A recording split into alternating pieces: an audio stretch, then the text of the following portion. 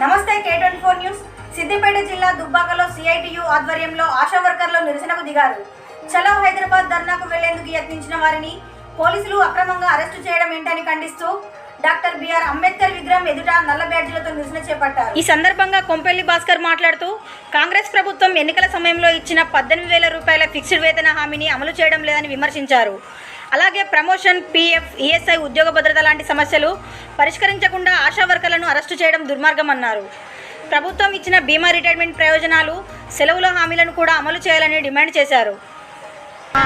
అప్పుడు పదవిలో లేనప్పుడు ఒక మాట మాట్లాడిండు, పదవిలో ఉన్నాక మళ్ళీ అసలు ఏం చెల్లడం అనేది వస్తలేదు.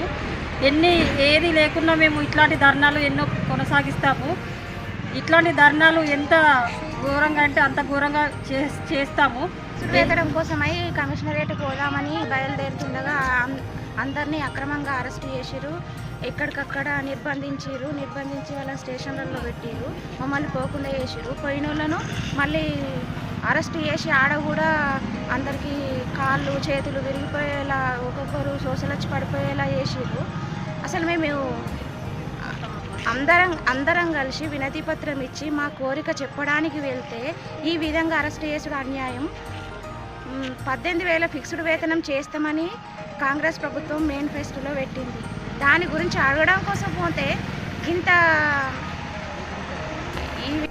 ఇది కరెక్ట్ కాదు. అందుకే నిన్న అందరిని అరెస్ట్ చేసిండ్రు కాబట్టి ఈరోజు మేము నిరసన కార్యక్రమం తెలుపుతున్నాం. నల్ల బ్యాడ్జీలతో కమిషనరేటు హైదరాబాద్కు వెళ్ళాము. మమ్మల్ని ఎక్కడికక్కడ అరెస్ట్ చేశారు. మేము గొంతమ్మ కోరికలు కోరతలేము. మాకు 12 బట్టి పారితోషికం కాకుండా ఫిక్స్డ్ వేతనం నెలకు 18,000 రూపాయలు ఇవ్వమంటున్నాం. ఈఎఫ్ఐ, పిఎఫ్ సౌకర్యం కల్పించాలంటున్నాం. ప్రమాద బీమా కల్పించాలి. మేము చనిపోతే కూడా మాకు ఎక్కడ చనిపోయినా కానీ మాకు ఒక ప్రమాద బీమా అనేది లేదు. పట్టి ఖర్చులు అనేటివి లేవు. మేము ఇవన్నీ కోరుకుంటున్నాం. అది మేము మేనిఫెస్టోలో పెట్టిరు కాబట్టి 18,000 రూపాయలు మేము కావాలని కొట్లాడుతున్నాం. మేము కరోనా టైంలో ఎంత కష్టపడుతున్నాం.